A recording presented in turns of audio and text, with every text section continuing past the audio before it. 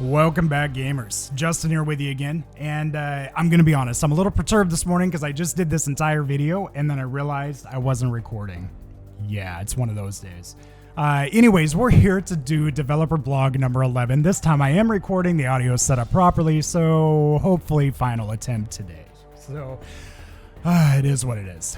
Anyways, today we are going to be talking about AI. So I put a lot of the finishing touches on some of the AI. There is still a little bit of work to do that will be done over coming sprints. But ultimately, I have done enough to kind of be able to show you the AI wars, like the faction wars. I'm going to get a sip of tea here. I've been talking for a lot, even though it's only like a minute into this video. So anyways.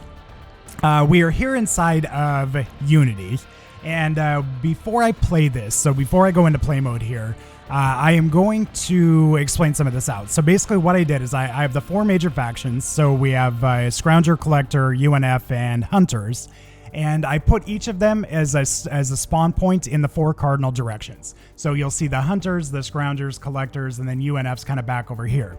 Then I gave them all a waypoint right in the center point. So they all gradually walk together. And as they do that, you're going to see hell kind of break loose. And we're going to see some interesting behavior here. So I'm going to play this and, and get it going here. And then I'll jump into scene view once I get this going. So let me get into scene view. There we go. So you see we've got our Hunters, Scroungers, Collectors, UNF. And they are all going to walk together. Now, as they do this, you're going to see two kind of blips pop up. You're going to see a red line like a ray that's getting cast out. That's who they are attacking. Then you're going to see blue lines, which are actual bullets. So the red lines will appear briefly, and then you're going to see blue lines where they start to actually fire at one another, and there they go. So Hunters now have sighted the Scroungers. You can see that, chaos erupts. There's plenty of sound to go with this, but I can't go near this as a player because then they target me, and it's not what I want to display. So, but you can see the behavior here. Basically the Hunters come in, and you'll notice that they lost that encounter, and we're going to talk about that here in a minute. But here you can see the Scroungers and Collectors and UNF are coexisting, and that's because they don't really have a problem with each other. And as long as you're not shooting at each other, which they won't, they will coexist. The only time that they will actually start to fire back is if somebody starts targeting them, and the Hunters and the Scroungers will. So now they're all dead right now and they're preoccupied, so we're not really seeing that. But really what I wanted to illustrate was that, Collectors and UNF are comfortable being around one another. UNF is passive to everybody unless they shoot at them. So including players. So if you walk up on them, they will be passive to you until you start targeting them and shooting them. If you shoot them, they will kick your ass. There are always more UNF than there are you. Like they roam in packs. It's always you're seriously outnumbered unless you're inside of a pretty good sized group. So that's kind of the plan here. There are a few issues. You can see that they still kind of think that they're alive here. So the Scroungers are kind of putting shots off out here at nothing. They're all dead, but they keep kind of shooting at them just to drive their point home.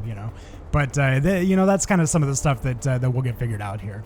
But, ultimately, that's really what I wanted to kind of illustrate there. You can see that the Scroungers won, and we're going to talk about that. So I'm going to stop this, and I'm actually just going to replay it so you can see it again while I talk about why we just saw what we saw. So let me escape out of that. I'll kind of put us up into this view again. But ultimately, what ended up happening, so the Hunters are the extremely aggressive ones. They actually have the farthest eyesight as well. So they can see you out to about 100 meters. Where everybody else is more like 50 to 70 meters. What ended up happening though is Hunters think independently. So they attack, but they are very self-aware. They don't really call other groupies. They don't look out for help from other Hunters. They're very independent in that way. So what's ending up happening, and let's compare that to a Scrounger. A Scrounger is a group creature. So they very much like to be in groups. They like to attack as groups. And if they're being attacked, they will call out for help within a 50-meter radius. So what's happening here, and you can see that they're all kind of focus firing down. So this Hunter was the aggressor. It shot at one of them. That one alerted everybody to that, and they all focus fire back on the one. So that's why you can see that, and UNF behaves the same way. So Scroungers and UNF are very group related, and you can see how you can very quickly become overwhelmed. It's like you you shoot at one of them, they tell all of their buddies, and all of their buddies focus fire you, which is it's incredible when you're actually playing the game, and we'll show off some of that gameplay in future videos. But it's a ton of fun, and you can see that's why the Scroungers here are just absolutely whooping the shit out of these these hunters. Basically the group mentality will always prevail when it comes to AI. Hunters, very single-minded, very single-threaded. They only think of themselves, and that's why they usually lose those types of engagements. But they are extremely aggressive. So if you get within a 100-meter radius of them, they don't give you warnings. They just straight up start shooting. So that's kind of their downside to that. So that's enough of that. Let me move on to the next subject here, and that is map design. So, before I go into map design, actually, I want to go into fences. Fences, walls, all of that type of stuff. So we have kind of shifted away from the paradigm that we were doing. So before I had maybe, 3 or 4 different models for fencing, and it was becoming very redundant, especially considering the amount of fences and walls and stuff that have to go into the game. So in essence, what we did, and I'm not going to attempt to take credit for this, but we found a package on the Unity asset store that was a great deal. It has literally thousands of combinations for fences, and it's literally point and click to draw a fence. So we can literally just kind of I can probably illustrate it here even. So if I just kind of click there and click there, all of a sudden I have a wall, right? Super helpful, super impressive. And then I can change that wall to literally just thousands of different options. So, it's awesome. That's the only way to put it. It's literally just awesome. I'm going to get rid of that wall. So so we're going to see a lot more variety here, but it also gives us the ability to do things like you're seeing here, to give you other entry points into the park. We can drop out portions of the wall, and we'll add some debris and clutter and stuff to this to make it a little bit more realistic, like the wall was knocked down or something like that. But, where it really becomes apparent is back over here, and I'm going to kind of swing us over here to the residential area. And if you look down this alley, this is the same fence all the way down. The backside kind of changed a little bit because we realized we needed some diversity here, but ultimately we still just didn't have enough diversity. So that's when we started looking out, finding the asset store to kind of help with that. And now instead of just like 3 or 4 different types of fences, we now have literally thousands at our disposal. We're going to see a lot more diversity, a lot more height, a lot more variance to them, that kind of stuff, and I think that'll really add to a lot of the immersion. And it also comes with like military fencing, sandbags. I mean, it's just anything you can think of. It's there. So with all of that said, I want to move over to map design now. So a little bit of a spoiler alert. On Monday, we're going to do a sprint planning because today is the last day of the current sprint. And the next sprint, I need it to be a little bit lighter. I have some personal stuff coming up that I need to deal with, and it's going to take away some of my time. So I need to, and it's really kind of a crucial step right now too. So if I zoom out here, you're seeing one terrain tile. So this tile is 512 by 512 meters. And that's not enough to have even 16 players inside of it, let alone 64, which is what our goal is. So I need to expand this out by at least about 10 times. And what that means is that at each corner, we're going to, basically we're going to add another tile all the way around this. And so what it'll give us is from edge map so from one edge to the other across, you're going to be looking at about 1,500 meters, a little bit more. That will be expanded out after launch as well. So for launch, we'll have about 1,500 square meters for Sunshine Estates. After launch, we plan to expand that out to double that. So, about 3,000 square meters. So we'll add additional tiles to each side, kind of all the way around the map to get it up to about 3,000 square meters. But that's what the goal of this next sprint is to get this to where it's up to 1,500 square meters with almost everything in place. And that's kind of a big step for us, right? We need to get the zone Sunshine Estates to a point where we can run some beta testing on it and start to see what performance will look like at 1,500 square meters with 64 players or clients connected to it. and AI running around as well, so I really need to be able to kind of load test this. I want to get it out as well so that you guys can start playing with it. Those of you that are on Patreon at least will have access to closed beta. So if you want access to that, head over to Patreon and look at the opportunities. It only takes a $3 a month membership to or a tier to be able to get into the closed beta. So and it's greatly appreciated. I have to tell you that as well. So if you can head over to Patreon, be sure to support us. But getting back to the point here, in this sprint, I found that I was a little bit ahead. So I did actually go back and start implementing and start working on some of the map stuff. So a lot of you that have been here from the beginning will notice this. So this is Tent City again. And basically what Tent City is it's an old soccer field that was converted into temporary housing, kind of refugee style housing. Around it, you do have the containers to provide some protection, although they don't provide a lot. So let me show you what I'm talking about here. So, if I come down in here, get down there quickly, and say I'm standing here, you can see that it's pretty well open. People up on the hill here can see me. If I turn around, there are firing angles back here as well.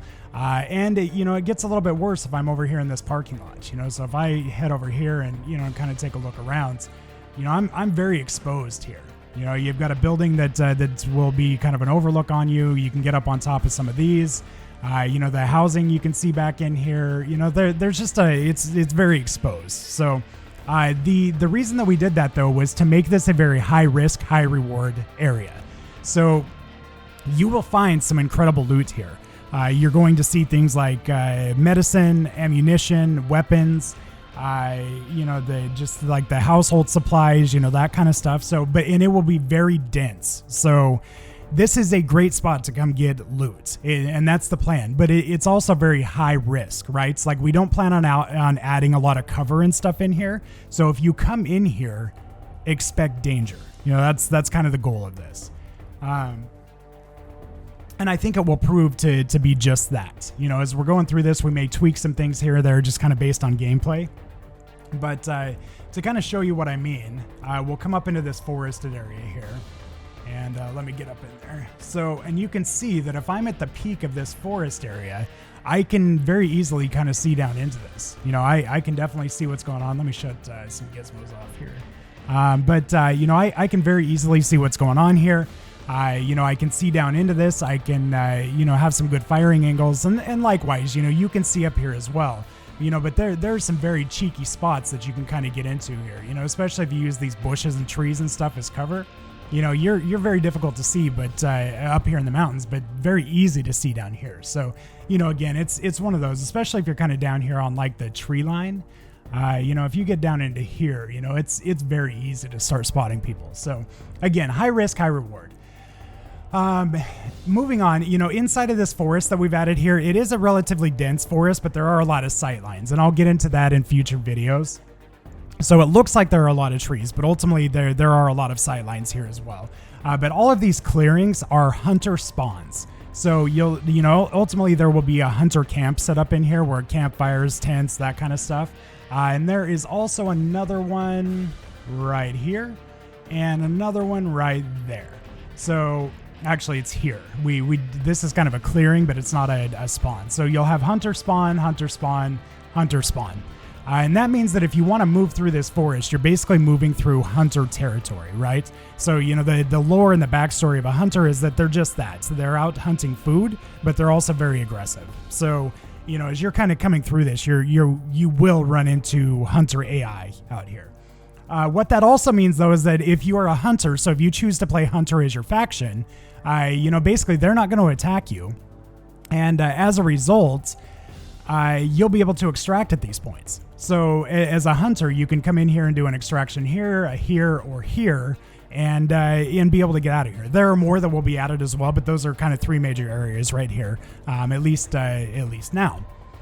So the other cool thing is that, if you'll recall from previous videos, and this is more of a refresher for those that are new, we don't want you to be forced to extract. There are times that like you just have like that kick-ass item in your pack and you want to get rid of it and be able to save it, right?